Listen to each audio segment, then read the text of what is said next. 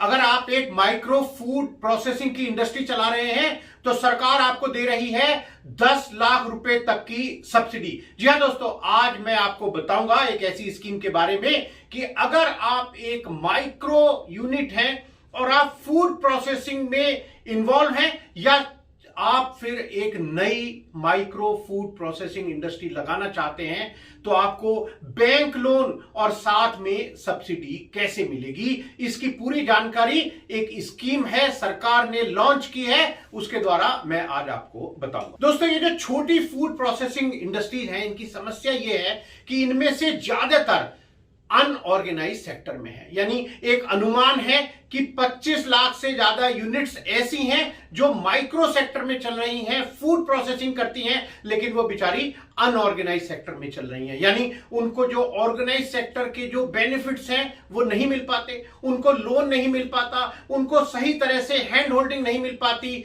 इसलिए वो यूनिट कभी चलती हैं, कभी बंद हो जाती हैं। अब सरकार ने कहा है कि आइए, आप जो अनऑर्गेनाइज सेक्टर में चल रहे हैं, आप रजिस्टर्ड नहीं है, आप भी आइए, रजिस्ट्रेशन कीजिए और हमसे सब्सिडी भी ले लीजिएगा। दोस्तों, हमारे देश के प्रधानमंत्री श्री नरेंद्र दामोदर दास मोदी जी ने आत्मनिर्भर भारत का नारा दिया था और अब उस आत्मनिर्भर भारत के अंतर्गत ही सरकार ने एक स्कीम लॉन्च कर दी है, खास तौर से फूड प्रोसेसिंग इंडस्ट्रीज के लिए। दोस्तों, इस स्कीम का नाम है prime minister formalisation of micro food processing enterprise scheme.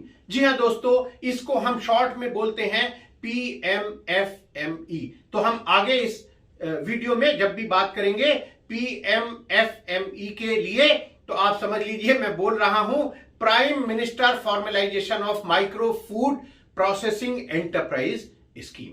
दोस्तों, मैंने आपको कहा था और वादा किया था कि मैं MSME सेक्टर की स्कीम्स तो आपको बताता ही हूं, बहुत जल्द मैं जो फार्मर से रिलेटेड जो स्कीम्स हैं उनके बारे में भी आपको जरूर बताया करूंगा। तो आज का ये जो एपिसोड है ये उसी एक फार्मर्स के लिए जो फूड प्रोसेसिंग इंडस्ट्री चलाते हैं या जो फूड प्रोसेसिंग इंडस्ट्री को लगाने का प्लान कर रहे हैं उनके लिए है। दोस्तों, मैं बताता हूं कि आखिर इस PMFME स्कीम का पर्पस क्या है। दोस्तों, इसका पर्पस है कि जो छोटी यूनिट्स हैं, जो माइक्रो यूनिट्स हैं, फूड प्रोसेसिंग का काम कर रही हैं, किसी तरह उनका अपग्रेडेशन किया जाए, उनको फॉर्मल तरीके में लाया जाए। ये इसका खास मकसद है इस स्कीम का। दोस्तों, यहां इस स्कीम के अंतर्गत आपको फाइनेंशियल सपोर्ट दी जाएगी, आपको टेक्निकल सपोर्ट दी जाएगी और आपकी हैंड होल्डिंग भी की जाएगी। यानी आपकी प्रोजेक्ट रिपोर्ट बनाने में आपकी मदद की जाएगी, आपको बैंक लोन लेने में आपकी मदद की जाएगी, FSSAI का सर्टिफिकेट लेने में आपकी मदद की जाएगी और आपको ट्रेनिंग भी दी जाएगी इस स्कीम के अंतर्गत। दोस्तों, ये जो PMFME स्कीम है, इसके अंतर्गत एक खास स्कीम है ODOP। जी हां, वन डिस्ट्रिक्ट वन प्रोडक्ट। आपको याद होगा कि उत्तर प्रदेश सरकार ने, हमारे मुख्यमंत्री श्री योगी जी ने इस ODOP स्कीम को अनाउंस किया था। अब उसकी सफलता देखकर भारत सरकार ने भी कहा कि भाई ये जो ODOP स्कीम यानी वन डिस्ट्रिक्ट वन प्रोडक्ट की स्कीम है, इसको हम पूरे देश में चलाते हैं और खास तौर से माइक्रो फूड प्रोसेसिंग इंडस्ट्रीज के लिए। दोस्तों, यहां सरकार ने कहा है कि देखिए साहब, हमारा देश जो है वो एक कृषि प्रधान देश है और इस देश में जगह जगह बहुत सारी ऐसी पैदावार है, बहुत सारे ऐसे प्रोडक्ट हैं जो वहां के खास प्रोडक्ट माने जाते हैं। जैसे दोस्तों, आपको याद होगा, नागपुर के संतरे आते ही हमारे मुंह में पानी आ जाता है, या फिर शिमला या फिर मंडी के सेब देखकर भी हमें लगता है कि हाँ, सेब खाने हैं तो ऐसे ही खाने हैं। कहीं के कोई मिल्क प्रोडक्ट फेमस हैं। इस तरह से हमारे देश के हर स्टेट की हर डिस्ट्रिक्ट में कुछ ना कुछ फूड प्रोडक्ट फेमस है। तो यहां कह दिया है सरकार ने कि देखिए, जो स्टेट गवर्नमेंट है वो डिसाइड कर ले अपने अपनी स्टेट में कि भाई कौन कौन से डिस्ट्रिक्ट में वो किस प्रोडक्ट को इस ODOP स्कीम के अंतर्गत लाना चाहते हैं। दोस्तों, मैं बताता हूं आपको कि जो फाइनेंशियल असिस्टेंस है वो कैसे मिलेगी। दोस्तों, अगर आप एक individual micro food processing unit हैं, तब सरकार आपको दे रही है क्रेडिट लिंक कैपिटल सब्सिडी के अंतर्गत 35% of your project cost subsidy के रूप में। दोस्तों इसकी जो अधिकतम राशि है, जो अधिकतम अमाउंट है सब्सिडी का, वो होगा 10 लाख रुपए तक। यानी आप 27-28 लाख रुपए तक का अगर आपका प्रोजेक्ट है दोस्तों, तो आप समझ लीजिए कि 10 लाख रुपए तो उसमें आपको सब्सिडी ही मिल जाएगी।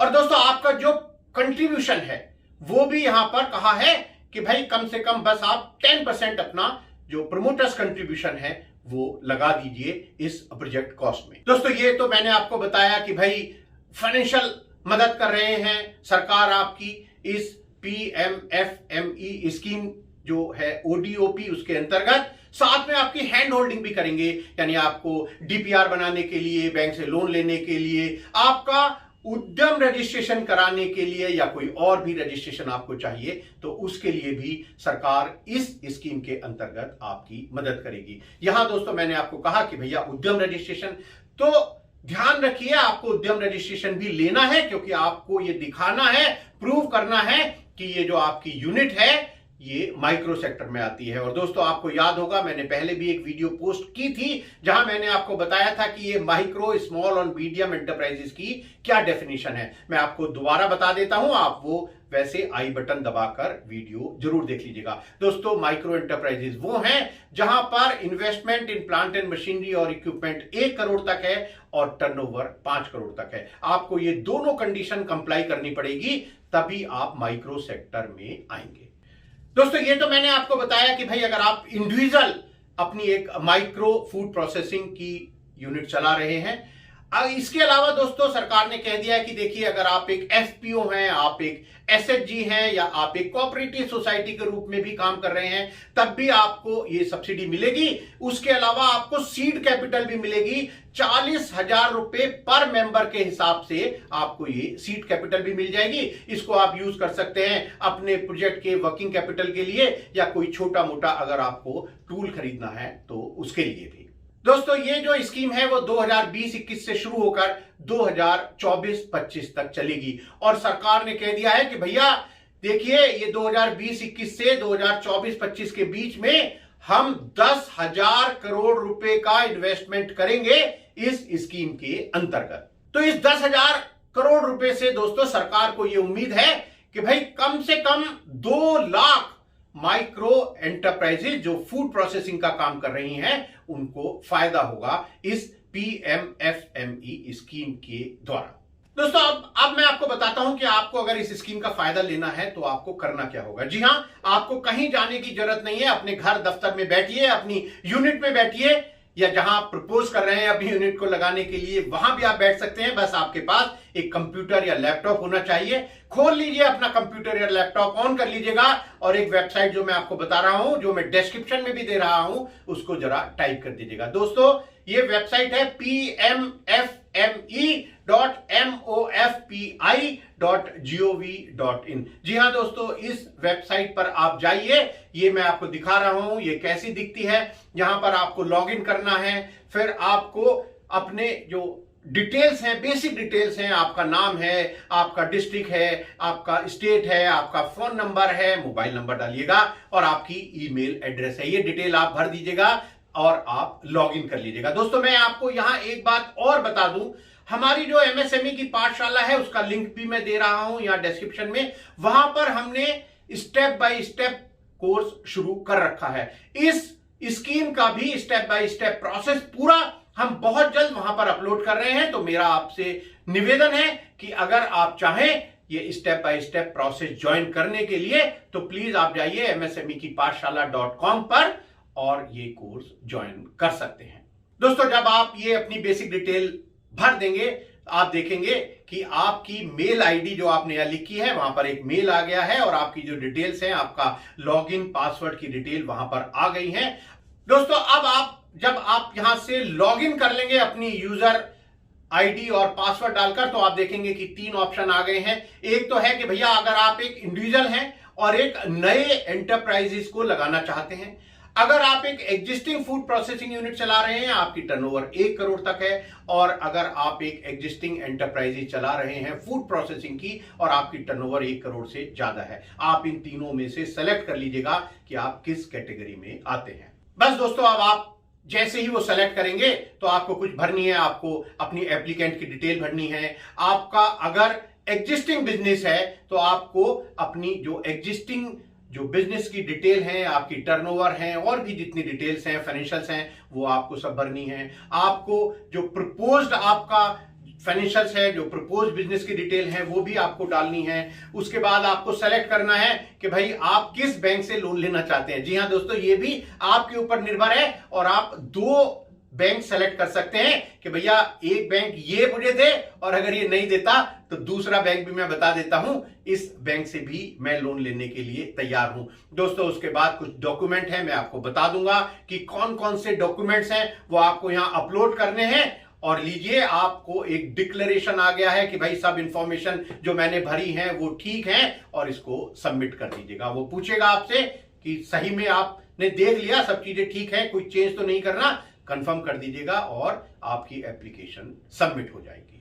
दोस्तों जब आप ये डॉक्यूमेंट सबमिट कर देंगे तो ऑटोमेटिकली आपकी एप्लीकेशन चली जाएगी डिस्ट्रिक्ट लेवल कमेटी के पास। वो देखेंगे, अगर उनको इंस्पेक्शन कराना है तो आपकी साइट का इंस्पेक्शन भी यानी फील्ड इंस्पेक्शन भी करा लेंगे। अपनी रिकमेंडेशन जो उनको देनी है वो भी दे देंगे लैंडिंग बैंक को आपके प्रोजेक्ट के लिए। दोस्तों मैंने आपको कहा था कि मैं आपको बताऊंगा कि कौन कौन से डॉक्यूमेंट आपको अपलोड करने हैं। तो 3 तरह के डॉक्यूमेंट्स यहां कहा है सरकार ने कि देखिए भैया, कुछ तो मैंडेटरी डॉक्यूमेंट है, वो तो आपको सबमिट करने ही करने होंगे। उसके अलावा कुछ सपोर्टिंग डॉक्यूमेंट्स हैं और साथ में कुछ ऑप्शनल डॉक्यूमेंट्स भी हैं।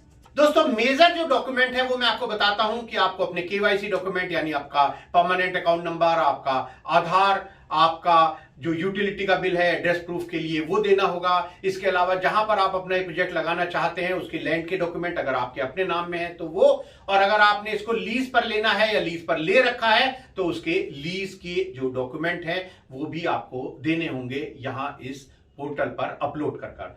दोस्तों इसके अलावा अगर आपका एक एग्जिस्टिंग एंटरप्राइज है तो आपको 6 महीने के बैंक स्टेटमेंट की कॉपी भी यहां पर अपलोड करनी होगी। दोस्तों इसके अलावा अगर आपकी एग्जिस्टिंग एंटरप्राइज है तो जो भी मशीन्स आपके पास अवेलेबल हैं उनकी डिटेल्स भी दीजिएगा, यहां पर अपलोड कर दीजिएगा। और दोस्तों अगर आपका जो प्रोजेक्ट है उसमें आप कोई बिल्डिंग बनाना चाहते हैं तो उसका एस्टीमेट दीजिए आर्किटेक्ट का। आपको जो मशीन्स खरीदनी है उनकी कोटेशन यहां अपलोड कर दीजिएगा। दोस्तों आपका एग्जिस्टिंग बिजनेस है तो आप अपने बिजनेस की audited balance sheet, income tax की रिटर्न, जीएसटी अगर आपके पास है तो उसकी कॉपी और भी जो आपके बिजनेस से रिलेटेड लाइसेंस रजिस्ट्रेशन है वो भी यहां अपलोड कर दीजिएगा।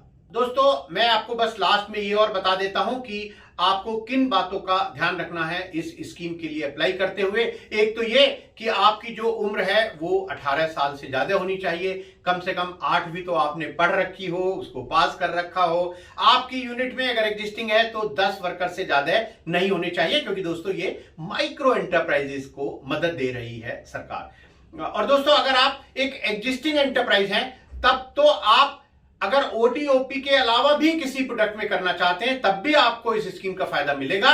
लेकिन अगर आप नया अपना कोई प्रोजेक्ट लगाना चाहते हैं तो ध्यान रखिए जो ओडीओपी के अंतर्गत प्रोडक्ट हैं आपको उन्हीं प्रोडक्ट्स के लिए इस स्कीम में फायदा मिल सकता है। दोस्तों ये जो आप अगर इंडिविजुअल करना चाहते हैं तो आप या तो प्रोप्राइटरशिप में या पार्टनरशिप में कर सकते हैं। इसके अलावा जैसे मैंने आपको बताया कि सेल्फ हेल्प ग्रुप हैं या एफपीओ हैं या कोऑपरेटिव सोसाइटी हैं, उसमें भी आप ये लोन और ये जो सब्सिडी है इसके लिए एलिजिबल हैं और आप उसको अप्लाई कर सकते हैं। दोस्तों बहुत जल्द मैं आपको इसी तरह की जो खास तौर से फार्मर से रिलेटेड है, फूड प्रोसेसिंग से रिलेटेड है,